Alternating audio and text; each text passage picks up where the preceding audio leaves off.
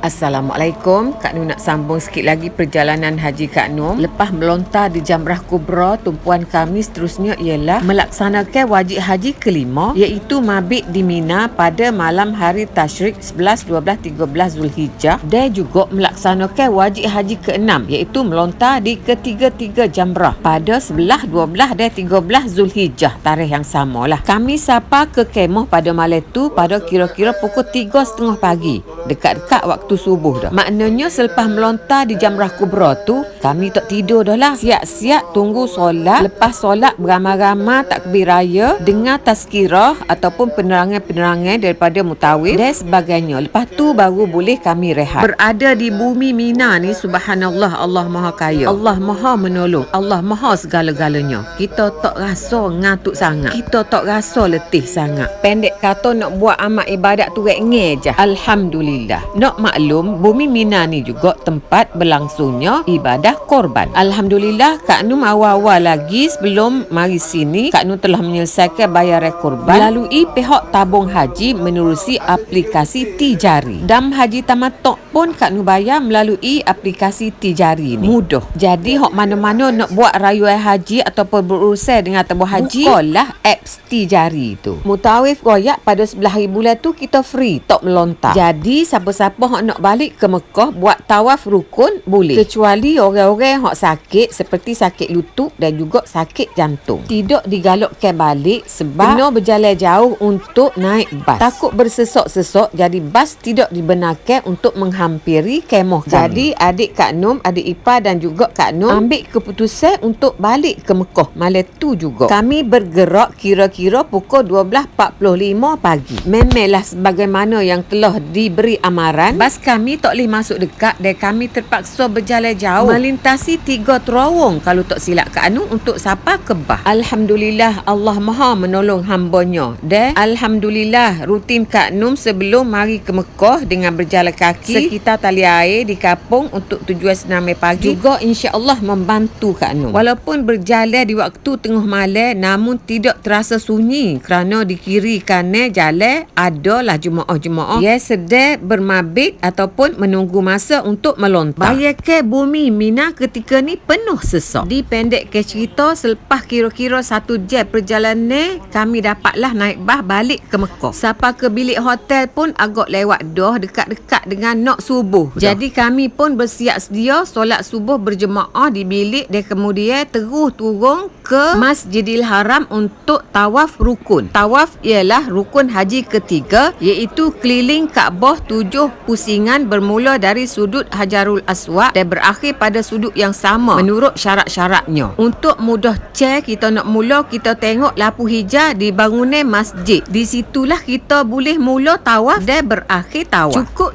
keliling. Dan pada pusingan hak akhir hak kita nak tubik dah tu, kalau boleh kita lajak sikit sehingga ke makam Ibrahim baru kita tubik. Bagi tawaf haji dan umrah, sunat bagi kita pasang niat tawaf, iaitu ya Allah, aku hendak tawaf Baitullah Al-Haram, 7 keliling tawaf haji ataupun umrah, maka permudahkanlah dan terimalah daripadaku kerana Allah Ta'ala. Sekadar Kak Nur nak imbau balik syarat-syarat sah tawaf: tutup aurat, suci daripada hadas besar dan kecil, suci badan, pakaian tempat tawaf daripada najis, Baitullah di sebelah kiri dan berjalan ke hadapan dalam Masjidil Haram dan di luar Kaabah termasuk Hijr Ismail dan juga Syazarwan. Mengekal niat tawaf cukup 7 pusingan dengan yakin. Bagi orang Tino, tak payahlah keluar tangan untuk istilam. Macam yang Kak Nur cakap tadi, mula dan akhir pada sudut Hajarul Aswad dan berniat tawaf jika tawaf wada, sunat ataupun nazar ataupun kudum. Kali ni Kak Nur tawaf breaking dengan adik ipar. Dan jemaah haji pun nampaknya semakin bertambah. Masa kita tawaf tu, bacalah doa-doa, zikir-zikir dan juga ayat-ayat Quran yang kita hafal. Kalau boleh eloklah daripada membaca, takut mengganggu dan tidak khusyuk. Masa tawaf kita akan tengok macam-macam gelagat manusia. Maklumlah macam-macam bangsa, budaya dan tata susila masing-masing yang ada di situ.